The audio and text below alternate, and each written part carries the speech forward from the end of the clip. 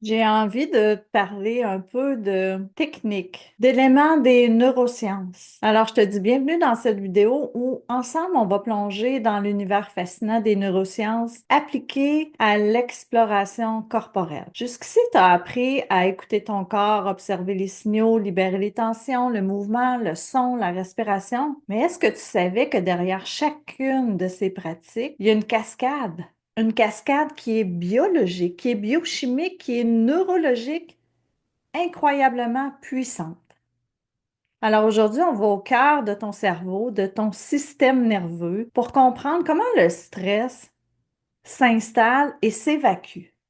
Pourquoi les pratiques corporelles sont des antidotes très naturels et qui sont validés par la science. Alors, je t'invite à t'installer pour écouter, pour respirer profondément et te laisser accompagner dans ce voyage intérieur où on va parler un peu de biologie, on va parler d'expériences humaines qui rencontrent le corps, comment on rencontre la science. Alors, ce qu'il faut savoir, c'est que le stress, c'est une réaction naturelle. C'est une réaction humaine fondamentale qui est utile au corps face à un danger réel ou à un danger qui est perçu. Qu'est-ce que ça fait, le stress? Ça l'active l'axe hypothalamo-hypophyso-surrénalien, HHS. C'est la chaîne de commandement qui régule la réponse au stress. Alors, le rôle du cerveau, de notre cerveau dans le stress, il y a une partie de notre cerveau qui s'appelle l'amygdale, qui est le centre d'alerte émotionnelle. À quoi ça sert l'amygdale? Ça détecte une menace, puis c'est active la réponse au stress. L'hypothalamus, lui, c'est le chef d'orchestre de toutes nos hormones. Ce qu'il fait, c'est qu'il envoie des signaux à nos glandes surrénales et il lui dit, hey, libère du cortisol. Les glandes surrénales, elles libèrent l'adrénaline. C'est une réaction immédiate. Puis le cortisol, lui, c'est une réaction prolongée, biologique. Qu'est-ce que ça fait, le cortisol, sur le corps? Ça augmente notre rythme cardiaque. Ça mobilise notre énergie, les sucres, les gras. Et suppression des fonctions non essentielles.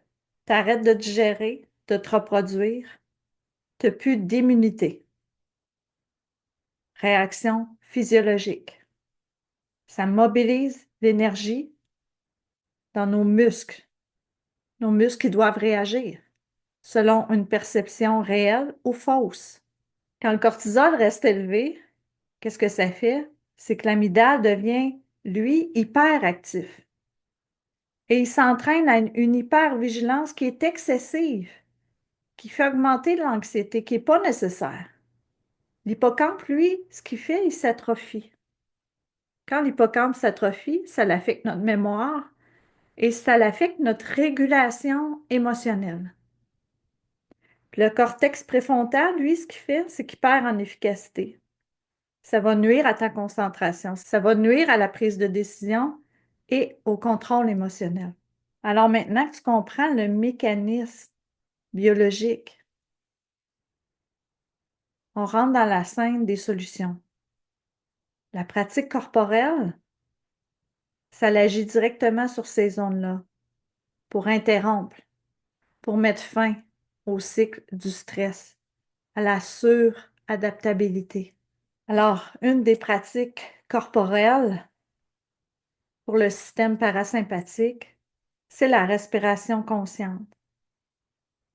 La respiration consciente du nerf vague, qui est un long nerf qui relie le cerveau au cœur, aux poumons, à tes organes digestifs. Quand tu prends le temps d'avoir une respiration lente qui est profonde, ça déclenche une réponse de relaxation qui active le système nerveux parasympathique.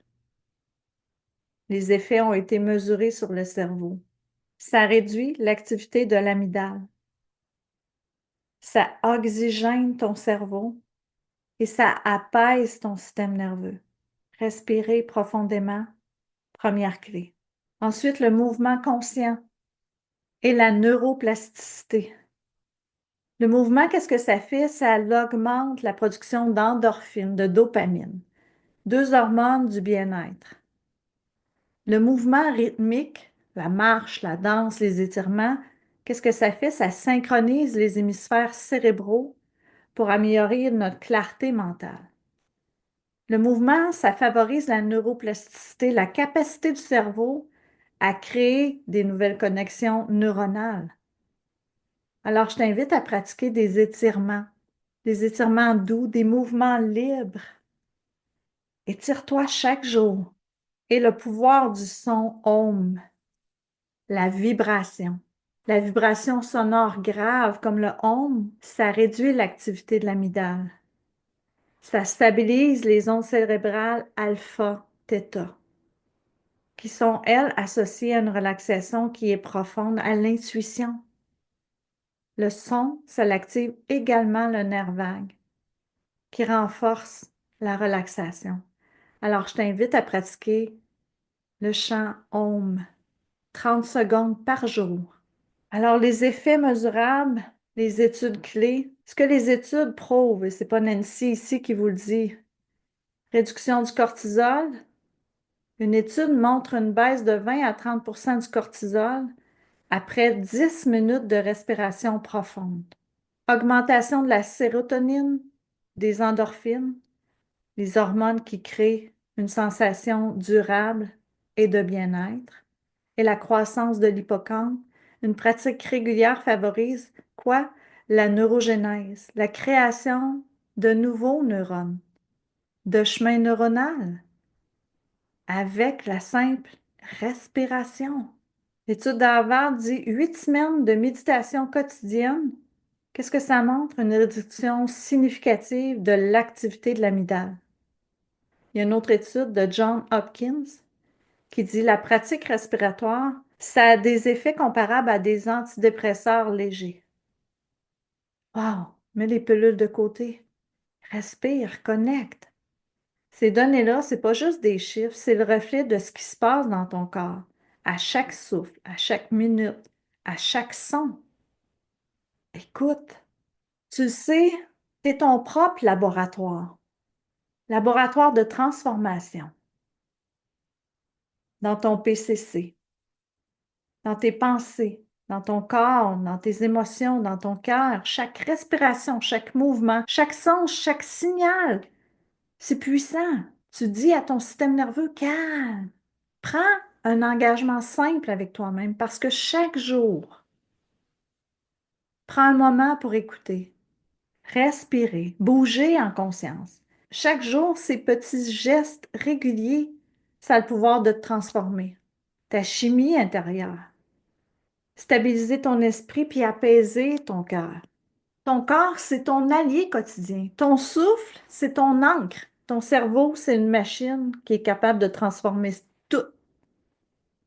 Ton cerveau, c'est une machine qui est capable de transformer tout, tout, tout, tout. Continue de pratiquer, continue d'écouter, continue de te faire confiance à ce que ton corps te dit.